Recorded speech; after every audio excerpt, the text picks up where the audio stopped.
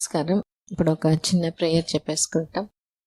ఇక్కడ చేరి ఉండే ప్రతి కాబోయే తల్లిదండ్రులు కూడా మంచి బిడ్డ అంటే మంచి ఆరోగ్యం, మంచి తెలివితేటలు, మంచి గుణాలు కలిగే మంచి బిడ్డని తీసుకుంటారు.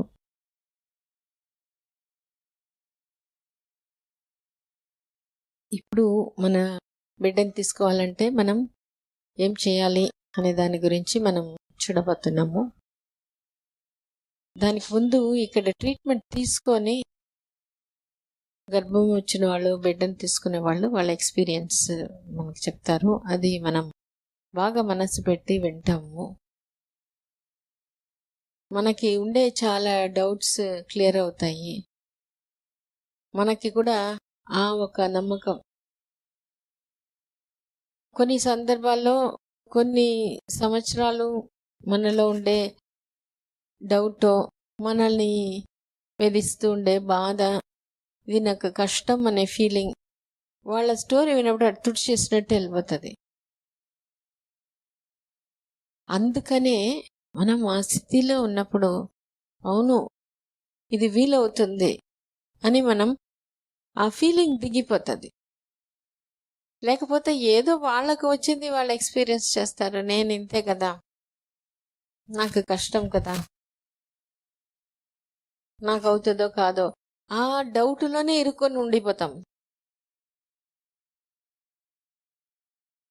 అందుకని మనం లాజికల్గా డౌట్ క్లియర్ చేసుకోవడం వేరే, లోపల మనసులో పోయి ఆ డౌట్ క్లియర్ అయ్యి కాన్ఫిడెన్స్ రావడం వేరే. సో అది రావడానికి ఇది ఒక మంచి అవకాశం. అందుకని మనం వింటాము. మనోజ వాళ్ళ హస్బెండ్. అందరికి నమస్కారం అండి. ముందు మేడం గారికి, భాస్కర్ సార్కి, ఇక్కడున్న స్టాఫ్ అందరికి చాలా కృతజ్ఞతలు. ఫస్ట్ మాకు 2010లో పెళ్ళయింది. అప్పుడు దాదాపు 3 years వరకు పిల్లల గురించి అసలు ఆలోచించుకోలేదు. అప్పుడు 3 years అయిపోయిన తర్వాత కొంతమంది అదే ఇంకా మనకంటే పక్కన వాళ్ళకి తొందరగా ఎక్కువ ఉంటుంది. వాళ్ళు అడిగేవాళ్ళు ఇంకా పిల్లలు లేరా, ఇంకా పిల్లలు లేరా అని. అప్పుడు ఫస్ట్ స్టార్ట్ చేసాము.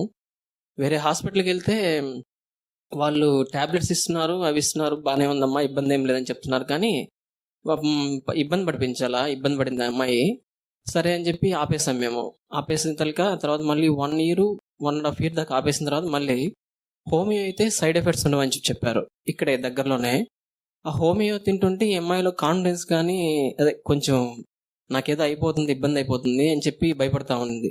సరే ఏంది టెస్ట్ చేయించుకుందాం అని చెప్పి మేడం వాళ్ళ పేరు మా కొలీగ్ ఒక అతను చెప్తే సరే మేడం దగ్గరికి వచ్చాము. అప్పుడు ఫస్ట్ మేడంతోనే మాట్లాడితే, అమ్మ మీరు తొందరపడితే కుదరదు, ఇక్కడ 1 సంవత్సరం పాటు వెయిట్ చేయండి, తర్వాత చూద్దాం అని చెప్పారు. అప్పటి నుంచి ఇక్కడే చూపించుకుందామని ఫిక్స్ అయ్యాము. ఇంక మేడం వాళ్ళు ఎప్పుడు రమ్మంటే అప్పుడు రావడము, తర్వాత డైట్ ఫాలో అవ్వడము, అదేవిధంగా వీళ్ళు కౌన్సిలింగ్ సెషన్స్కి అటెండ్ కావడం కానీ అన్నీ చేసేవాళ్ళము. కానీ మొదట్లో మా మిస్సెస్ కొంచెం అంత ఇంట్రెస్ట్ చూపించేది కదా డైట్కి. తర్వాత ఆ అమ్మాయి కొంచెం రియలైజ్ అయ్యి అమ్మాయి ఓన్గా చేసుకోవడం స్టార్ట్ చేసింది.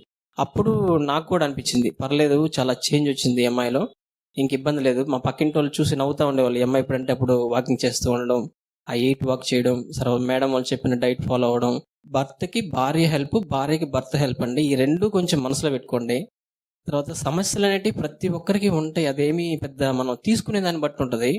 ఇంకోటి ఏంటంటే మనకి సమస్య వచ్చిందంటే భగవంతుడు ఏదో ఒక రూపంలో హెల్ప్ చేస్తున్నాడు అనిపిస్తుంది ఒక విధంగా నాకు తెలిసి. ఎందుకంటే సమస్య లేకపోతే ఇంకా లైఫే లేదు. మనం దాన్ని చూసి భయపడిపోయి లేదా షింక్ అయిపోతే మాత్రం ఖచ్చితంగా ప్రాబ్లం అవుద్ది. సమస్యలో ఎవరూ లేదని దాన్ని మాత్రం కొంచెం మనసులో పెట్టుకోండి. ఇంకొకటి వచ్చి బయట వాళ్ళు ఏదైనా చెప్తే నమ్మొద్దు. ఆ డౌట్ ఏదైనా ఉంటే మేడం మీద పెట్టండి మీరు. సో మేడం ఇది నాకు డౌట్ అని చెప్తే ఖచ్చితంగా మీకు మీ డౌట్ని క్లియర్ చేస్తారు. డౌట్ లేదండి దాంట్లో. మీ బర్డన్ కూడా మేడం మోస్తారని నాకు అనిపిస్తుంది ఎక్కువగా. అది కొంచెం ఆలోచించుకోండి. ఇంకెంతకు మించి రెండోది మేడం మాత్రం మేము వెయిట్ చేసిన దానికి మా పాప మాత్రం టాక్ టు బేబీ కూడా చేశాం మేడం. మేము ప్రెగ్నెంట్లో ఉన్నప్పుడు భాస్కర్ సార్ కూడా చాలా ఓపిక్గా నిదానంగా చెప్తారు మేడం. సార్ విషయం చెప్పాల్సింది అంటే నిదానంగా చాలా జాగ్రత్తగా మనం అబ్జర్వ్ చేస్తే చాలా విషయాలు ఉంటాయి మేడం. అది మాత్రం అబ్జర్వ్ చేశాను నేను. టాక్ టు బేబీ చేసేటప్పుడు ఒకే పాట వినడం కానీ పాపను మేడం బేబీని స్కానింగ్కి వచ్చేటప్పుడల్లా అమ్మ బాగుండాలమ్మా నువ్వు ఏం ప్రాబ్లం లేకుండా అంటే దాదాపు అసలు ఏం ప్రాబ్లమే రాలేదు మేడం మాకు అసలు. లాస్ట్లో కొంచెం డెలివరీ టైంలో ఎంఐ టెన్షన్ అయ్యి బీపీ కొంచెం రైజ్ అయింది అంతే, ఇంకంతకు మించి ఇంకేం లేదు. రెండోది నార్మల్ డెలివరీ అని పెయిన్స్ రాకపోతే మేము నార్మల్ డెలివరీ అవుతుందని డౌట్గా ఉన్నాము. లేదమ్మా అవుతుంది గ్యారంటీగా, డౌట్ లేదు, మేము పెయిన్స్ భరించగలవా అని చెప్పి అడిగి ఆ అమ్మాయి పాపం పెయిన్స్ పడుతుంది, నేను సఫర్ అయ్యాను కొంచెం. బట్ నేను ఇప్పుడు బాగా హ్యాపీగా ఉన్నాను మేడం. పాప కూడా పుడతానే నిజం అనుకోండి ఫస్ట్ బాగా ఏడుస్తూ ఉన్నది, నా చేతిలో తీసుకున్నమ్మా ఏడవకూడదమ్మా అంటే కామ్ అయిపోయింది. నిజం అనుకోండి అవుతుంది, జస్ట్ పుట్టింది అంతే, ఫ్రాక్షన్ ఆఫ్ సెకండ్సే. తర్వాత వాళ్ళ మామయ్య వచ్చాడు, వాళ్ళ మేన్ మామ, ఒక 2-3 days అయింది అంతే. అమ్మ ఊరికి పోయేస్తానంటే కొడుతుంది, నిజం అనుకోండి అబద్ధం అనుకోండి మీరు, నిజం అదే. రెండోది కొడుతూ ఉంది, నవ్వుతూ ఉంది, అన్నీ చేస్తుంది మేడం అంతా. అంటే బాగా టాక్ టు బేబీ చేస్తే మాత్రం ఖచ్చితంగా రిజల్ట్ ఉంటుంది, మన దాంట్లో మాత్రం డౌట్ లేదు. ఒకటండి, కొంచెం మేడం చెప్పేది ఓపిక్గా వినండి, శ్రద్ధగా చేయండి, దాంట్లో డౌటే లేదు, ఖచ్చితంగా మంచి బిడ్డను తీసుకుంటారు. కాకపోతే హెల్దీ బేబీ ఇంపార్టెంట్. మనం రోజు హాస్పిటల్ చుట్టూ తిరగకుండా హెల్దీ బేబీ ఇంపార్టెంట్. మీకు ఏదన్నా వర్క్స్ ఉన్నా కూడా ఇక 1 year పాటు పక్కన పెట్టేసి వైఫ్ అండ్ హస్బెండ్ ఇద్దరు ఇంటర్పర్సనల్ స్కిల్స్ అంటారు మేడం, కొంచెం మీరు చెప్పిన ఒక వీడియో చూసాం మేము, దాదాపు 30-45 minutes 60 minutes దాకా ఉండింది, చూసాం ఇద్దరం ఓపిక్గా. అది ఒకసారి చూడండి మేడం, ఒకసారి చూస్తే వస్తుంది అది వీడియో యూట్యూబ్లో. దాంట్లో చాలా బాగా చెప్తున్నారు మేడం, అంటే భార్యాభర్తల మధ్య రిలేషన్షిప్స్ ఎలా ఉండాలి అది. రెండోది, ఇంట్లో మనకి సమస్యలు ఉంటాయండి, అత్తగారి నుంచి కానీ లేదా మెనకోళ్ళు ఎవరెవరో రకరకాలుగా ఉంటారు, అవి ఎక్కువగా మైండ్లో తీసుకోవద్దు. మనకి ఏదైతే మంచి అనిపిస్తుందో దాన్ని ఇన్సర్ట్ చేయండి, చెడ్డదాన్ని అవసరం లేదనుకున్న దాన్ని ఇక్కడ ఆపేసింది. ఒక్కొక్కరు ఒక్కొక్క రకంగా ఉంటారు, మనకు నచ్చినట్టుగానే ఉండాలని రూల్ లేదు. అది కొంచెం ఆలోచించి నెగిటివ్ థాట్స్ మాత్రం మైండ్లోకి రానివ్వద్దు దయచేసి, ఇది కొంచెం ఆలోచించండి. తర్వాత సమస్యలు అనేటివి వస్తేనే మనకి స్టామినా బయటపడుతుంది. మాకు ప్రాబ్లం అయిపోయింది, ఇబ్బంది పడిపోతున్నానని చాలామంది స్ట్రగుల్ అవుతుంటారు, అది చాలా తప్పండి. రెండోది, ఒక మందులు ఒకటే కాదు, మీ మైండ్ సెట్ కూడా మారాలి, అది చాలా ఇంపార్టెంట్ అండి.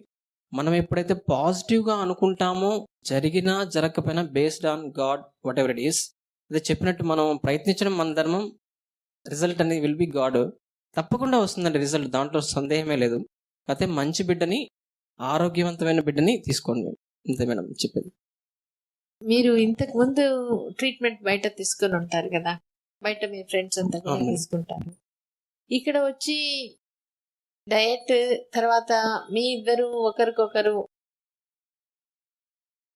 హెల్ప్ఫుల్గా సపోర్టివ్గా ఉండడం అనేది అది అంత చిన్న విషయం కాదు, టైం తీసుకుంటుంది. సో ఇదంతా మనం చెప్పినప్పుడు దీనివల్ల ఉపయోగం ఉంటుంది అంటారా? ఖచ్చితంగా ఉంటుంది ఇప్పుడు మేడం. ఇంకొకటి కూడా మీరు చెప్పినారా, వీడియో చూసినప్పుడు బాగుందని. మా సైడ్ నుంచి మేమేమనుకుంటున్నామంటే ఆ రిజల్ట్ ఏం వస్తుంది అనేది తెలిసిపోయింది. మీరిద్దరు సంతోషంగా ఉంటే కొంచెం టైం ఇస్తే ఇది ఈజీగా వచ్చేస్తుంది. ప్రెగ్నెన్సీ వచ్చిన తర్వాత మీరు చెప్తున్నారు ఏం అసలు ప్రాబ్లం లేకుండా వచ్చేస్తే, పెళ్ళి ఎన్నేళ్ళ తర్వాత వచ్చిన ప్రెగ్నెన్సీ? 7 years అయింది. 7 years కదా. కాన్ఫిడెన్స్ ఈ సపోర్టివ్ గా లేకపోతే ప్రెగ్నెన్సీ అంతా కూడా టెన్షనే ఉంటది, ఇదేమవుతుందో ఎట్లా ఉంటుందో అట్లా అనేది. అంటే మైండ్ సెట్ మార్చడం, ఇప్పుడు డాక్టర్ కానీ ఇప్పుడు మేము టీచర్గా కూడా వచ్చేస్తానండి నేను. కొంతమంది పిల్లలు ఎప్పుడో వచ్చి మమ్మల్ని మీట్ అవుతారు, అంటే ఎప్పుడో వాడికి నేను ఏదో మంచి విషయం చెప్పుంటే then only he will meet me, అదే నాతో కలిసి సార్ మీరు చెప్పింది మాకు ఉపయోగపడింది అన్న ఫీలింగ్ వాళ్ళ ఫేస్లో చూస్తాం.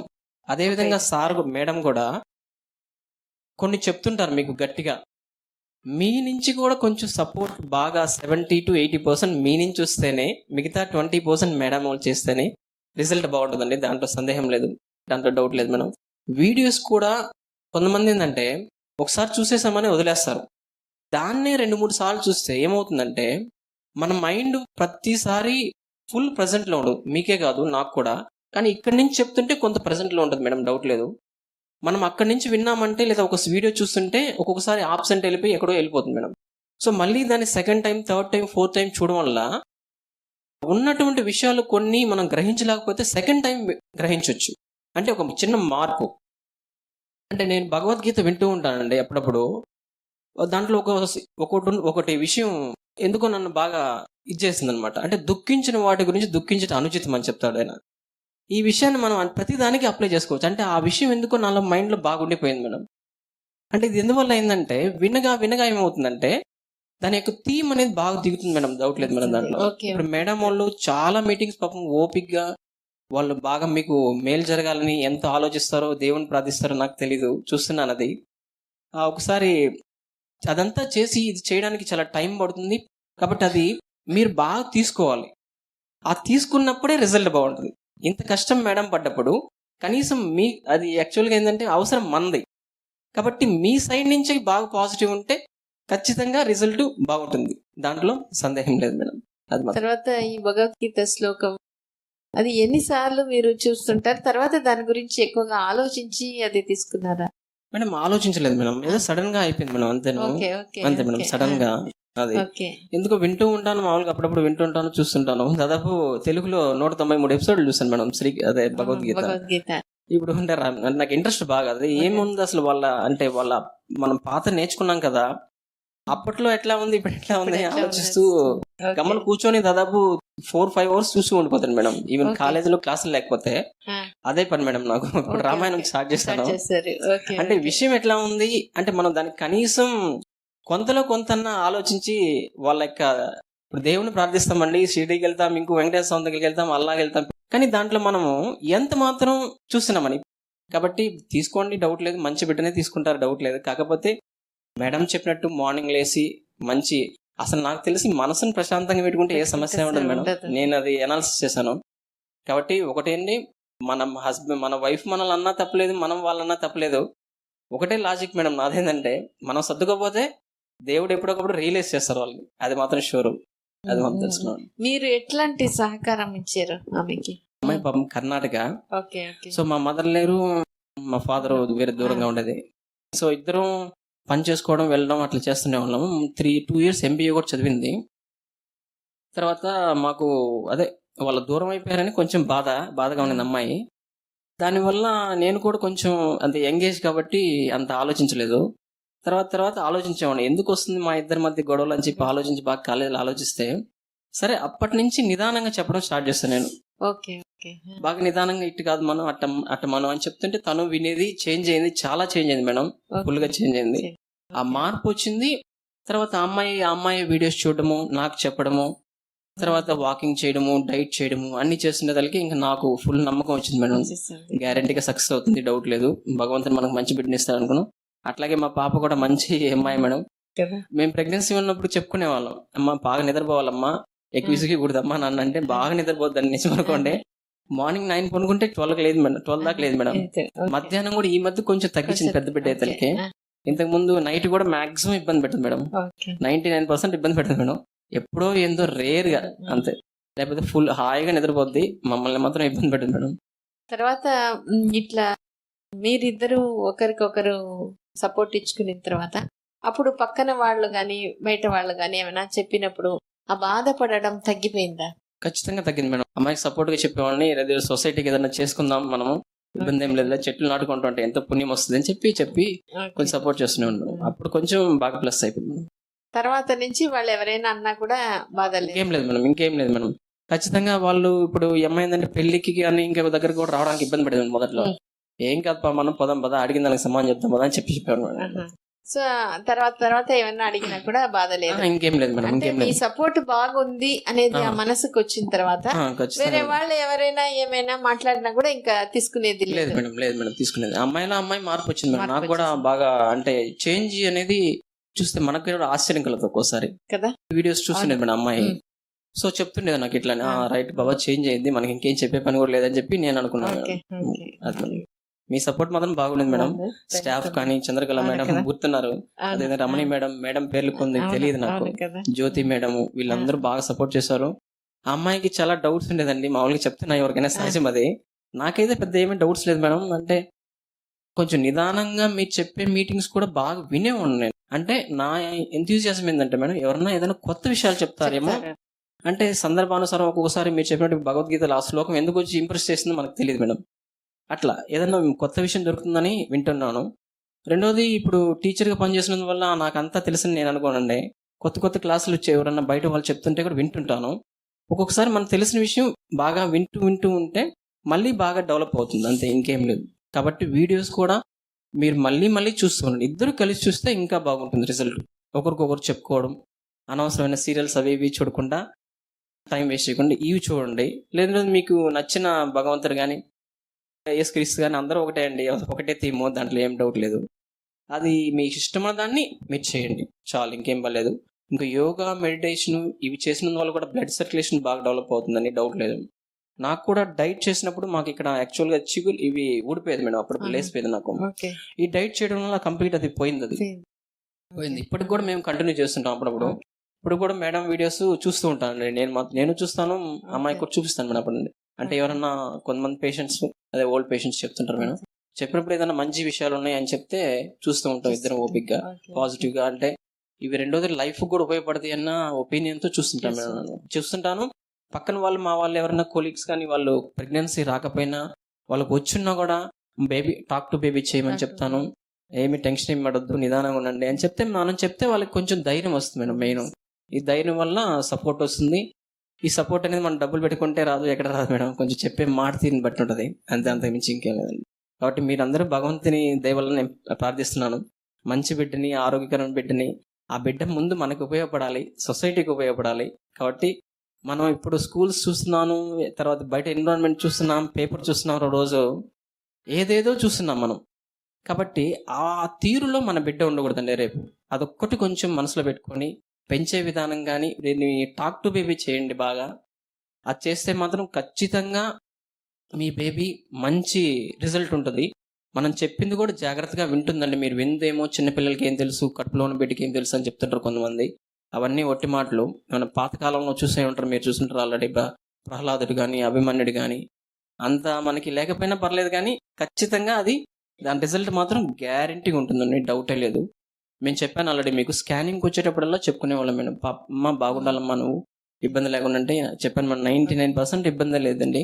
లాస్ట్లో ఒక 15 daysలో బీపీ కొంచెం రైజ్ అయింది మేడం, అంతేను, అంతకు మించి ఇంకేం లేదు. మామూలుగా టాక్ టు బేబీ చేస్తుంటే అమ్మాయి కదలికలు మాత్రం బాగుంటుంది మేడం. ఒకే పాట వినడము, ఈ పాట ఇప్పుడు కూడా మేడం, అవును మేడం, ఆ పాట పెడతానే బాగా హుషారుగా ఉంటుంది మేడం. అమ్మాయి నవ్వుతా ఉండము, తీసుకొచ్చి అమ్మాయి కూడా పాడుతుంది మేడం, కొంచెం లైట్ గా 1.5 year. అది మాత్రం మీరు కంటిన్యూ చేయండి, ఎందుకంటే ఆ పాట ఆ పాప పాడాలి తనే సొంతంగా. ఒక 2-3 lines పాడినా కూడా పెరిగే కొద్దీ అంటే ఇప్పుడు చిన్నప్పటి నుంచి కండిషన్ అయిపోయింది. సో లాస్ట్ వరకు ఆ బిడ్డ ఎప్పుడు పెరిగే కొద్దీ కూడా టెన్షన్ వస్తే ఆ సాంగ్ పాడుకున్నాను ఈజీగా రిలాక్స్ అయిపోతుంది. సో డైలీ కూడా ఆ బిడ్డ పెరిగే కొద్దీ ఆ పాటను అప్పుడప్పుడు పాడడం అలవాటు చేసుకుంటే పెద్ద స్ట్రెస్ బస్టర్, కాన్ఫిడెన్స్ బూస్టర్. అవును మేడం. ఇంకోటి మేడం, మంచి సంగీతం కూడా వినండి, ఇది చాలా రిలాక్సేషన్ ఉంటుంది మైండ్కి. ఇది నేను 10th class నుంచి చూసేవాడు మేడం. అంటే నాకు అంత ఐడియా లేదు అప్పుడు. 10th classలో మాకు బస్సులో వెళ్తుంటే సాంగ్స్ పెడుతుంటే మనకి మంచి పాజిటివ్ ఆలోచనలు వస్తాయండి. అంటే మీకు ఇష్టమైంది, కొంతమందికి మాస్, కొంతమంది క్లాస్ ఉంటుంది మేడం, అది తెలియదు నాకు. కానీ మంచి సంగీతం వింటే మాత్రం మైండ్ చాలా రిలాక్సేషన్ ఉంటుందండి. ఇది సైన్స్ఫిక్ కూడా ప్రూఫ్ అయింది, అది మేడం తెలిసింది. చాలా థ్యాంక్స్, సంతోషం.